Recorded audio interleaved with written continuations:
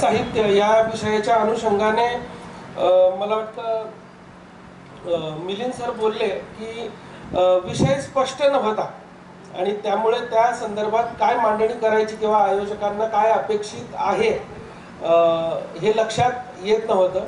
आणि या विषयाच्या संदर्भातच मी जेव्हा चिंतन केलं, विचार केला आपण मांडणी काय करायची, तर आजच्या या इंटरनेटच्या युगामध्ये आपण ई बुक आणि मल्टीमीडिया लिटरेचर यावर आपण बोलावं असं मला वाटलं. आणि ती मांडणी मी इथे करतोय की कोरोना काळाचा उल्लेख झाला की कोरोनाने आपल्याला जगायला शिकवलं. आपल्या दैनंदिन जीवनामध्ये अनेक बदल या कोरोना कालखंडामुळे झाले आणि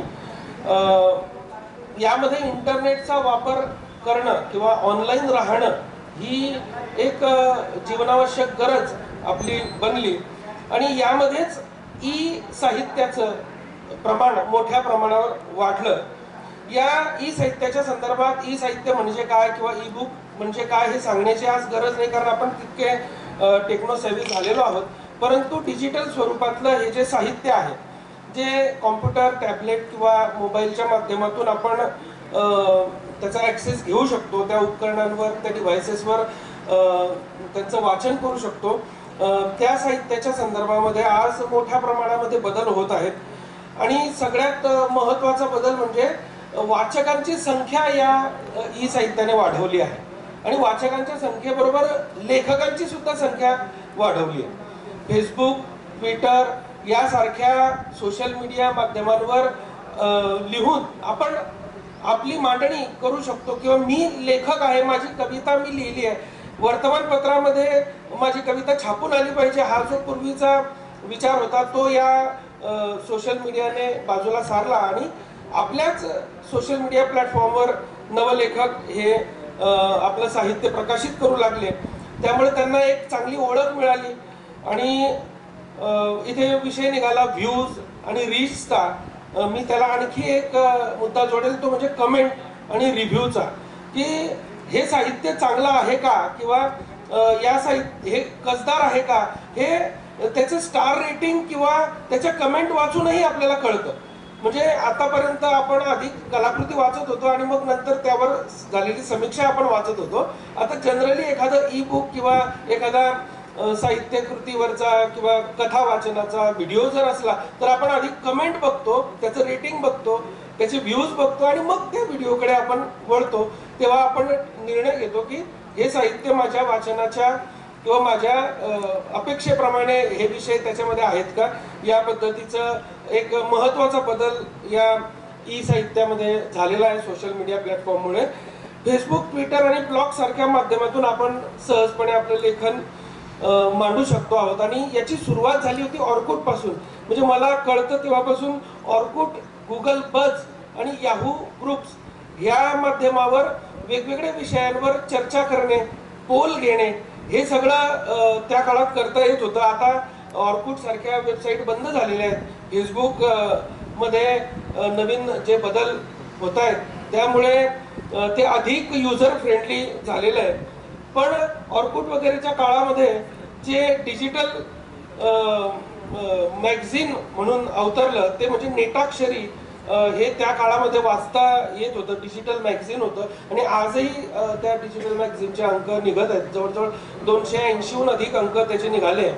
पण मला खरं तर यायचं आहे मल्टीमीडिया कादंबरीकडे आणि ई बुकच्या संदर्भातही मी बोलणार आहे.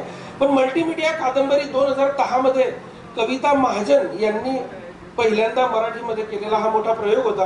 कुहू ही कादंबरी त्यांनी लिहिली आणि ही मल्टीमीडिया कादंबरी म्हणजे आधुनिक तंत्रज्ञान आणि वेगवेगळ्या कला यांचा एक सुंदर असा मिलाफ असलेली ही कादंबरी आहे. त्यांची जी मुलाखत घेतली होती त्या मुलाखतीमध्ये त्यांनी सांगितलं होतं की या कादंबरीच्या माध्यमातून छापील पुस्तकाचा पर्याय तर त्यांनी दिलेला आहेच, परंतु ई बुक आणि साऊंड बुक म्हणजे ऑडिओ बुक मधला जो तोचपणा किंवा रटाळपणा आहे तो रटाळपणा घालवण्याचा आणि साहित्य अधिक वेगळ्या पद्धतीनं कसं आविष्कृत आपल्याला करता येईल, वाचकांपर्यंत पोहोचवता येईल, त्यासाठी शब्द, सूर, रंग, ॲनिमेशन याचा वापर करून त्यांनी या कादंबरीची निर्मिती केली. त्यामुळे तो आधुनिक तंत्रज्ञानाचा आणि वेगवेगळ्या कलांचा एक सुंदर मिलाप असलेली ही कादंबरी DVDच्या माध्यमातून ती अनुभवता येत होती. त्यातली जी छायाचित्रणं आहेत, रेखाटनं आहेत, आकृत्या आहेत, म्हणजे हे बघत बघत वाचण्याचं, वाचत वाचत ऐकण्याचं आणि अनुभवण्याचं एक डिजिटल पुस्तक त्यांनी तयार केलं. आणि कॅलिग्राफी, व्हिडिओ क्लिप्स आणि ॲनिमेशन, त्यासोबतच शब्द, रंग, सूर या सगळ्या घटकांना एकत्र करून त्यांनी ही कादंबरी प्रकाशित केली होती. आता हे जे ई बुक आहे, या ई बुकच्या माध्यमातून लेखकाला सहजपणे लेखक म्हणून मिरवता येत आहे, किंवा मला माझं पुस्तक प्रकाशित करायचं आहे, माझ्या वेगवेगळ्या कथा, वेगवेगळ्या कविता प्रकाशित करायच्या आहे आणि त्यासाठी मला प्रकाशकाकडे चक्रा माराव्या लागत आहे. ही जी प्रकाशकांची, संपादकांची जी मक्तेदारी होती, ती मक्तेदारी कुठेतरी या डिजिटल साहित्यामुळे, ई साहित्यामुळे संपत आलेली आहे. आपण आपला ब्लॉग सुरू करून त्यावर आपलं साहित्य मोठ्या प्रमाणामध्ये प्रकाशित करू शकतो आहोत. कॉम्प्युटर, डेस्कटॉप, लॅपटॉप यांच्या मदतीने, टॅबलेटच्या मदतीने, आपण किंडल सारख्या इलेक्ट्रॉनिक उपकरणांच्या मदतीने हे सगळं करू शकतो आहोत.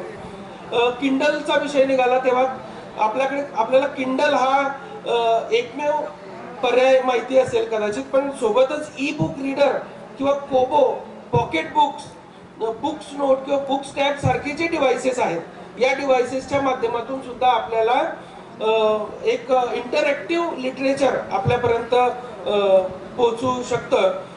कॅनव्हा, फ्लिप बिल्डर, म्हणजे जर मला, मी नवीन वाचक आहे किंवा नवलेखक आहे आणि मला लिहायचं आहे, तर त्यासाठी म्हणून वेगवेगळे टेम्पलेट्स अवेलेबल आहेत. म्हणजे तुम्ही साधं गुगल डॉक्स या ॲप्लिकेशनमध्ये गेलात आणि तुम्हाला एक रिपोर्ट तयार करायचा असला तर 100हून अधिक टेम्पलेट्स त्यामध्ये उपलब्ध करून दिलेले आहेत मायक्रोसॉफ्टने. पण आज मला एखादा कथा संग्रह लिहायचा आहे, कादंबरी लिहायची आहे, तर कॅनव्हा, फ्लिप बिल्डर, किताबू किंवा स्क्रीनर किंवा Adobe in design, Kindle create यासारखी उपकरणं, म्हणजे ड्राफ्ट टू डिजिटल, या सगळ्या उपकरणांच्या माध्यमातून मोजकं, म्हणजे अगदी थोडंसं कॉम्प्युटरचं ज्ञान किंवा इंटरनेटचं वापराचं ज्ञान जर मला असेल, तर मी ही निर्मिती या माध्यमातून करू शकतोय. pothi.com ही वेबसाईट जर आपण उघडली असेल किंवा आपल्याला माहिती असेल, तर मला आनंद होईल या प्लॅटफॉर्मवरून पोथीचा परिचय करून देताना की pothi.com ही वेबसाईट तुम्ही तुमचं जे साहित्य ते ईमेलच्या स्वरूपामध्ये, वर्ड डॉक्युमेंटच्या स्वरूपात त्यांना पाठवलं तर ते त्याच्या प्रिंट ऑन डिमांडवर तुम्हाला पुस्तकाच्या प्रती तयार करून पाठवतात. त्याचं मलपृष्ठ, मुखपृष्ठ डिझाईन करण्याचं स्वातंत्र्य तुमच्याकडे आहे. त्यामुळे या वेबसाईटने सुद्धा लेखकांना एक सुविधा याच्यामध्ये दिलेली आहे. खरं तर बोलताना मला वेगवेगळ्या वेबसाईट आणि ब्लॉगची माहिती सुद्धा आपल्याला द्यायची होती, परंतु वेळ कमी आहे. शासन स्तरावरचं सुद्धा कामकाज मला सांगायचं होतं, पण थोडक्यात सांगतो की राज्य मराठी विकास संस्था किंवा महाराष्ट्र राज्य साहित्य संस्कृती मंडळ यांच्या वेबसाईटवर जाऊन बघा.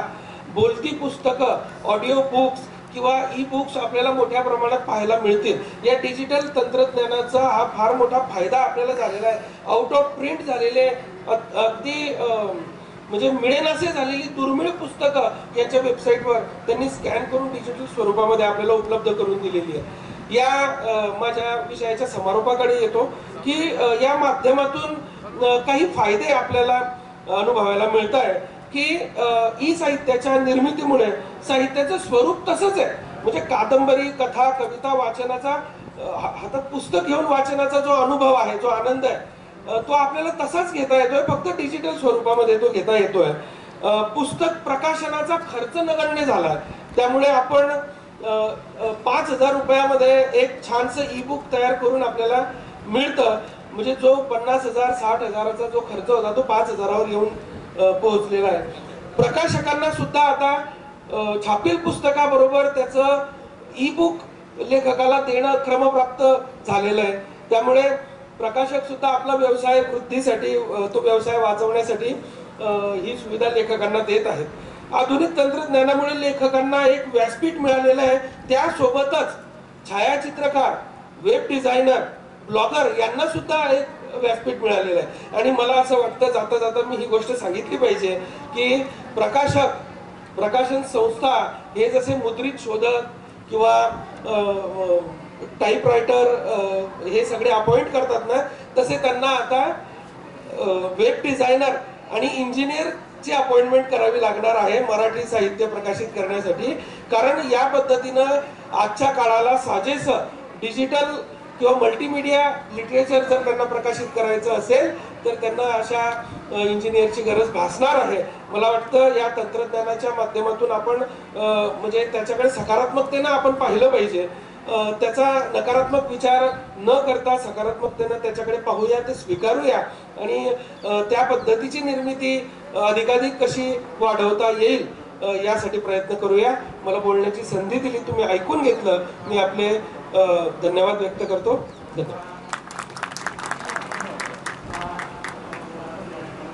धन्यवाद संदीपजी. आता मी मिलिंदजींचा परिचय करून देतो. उत्तमोत्तम पुस्तकं अतिशय कमी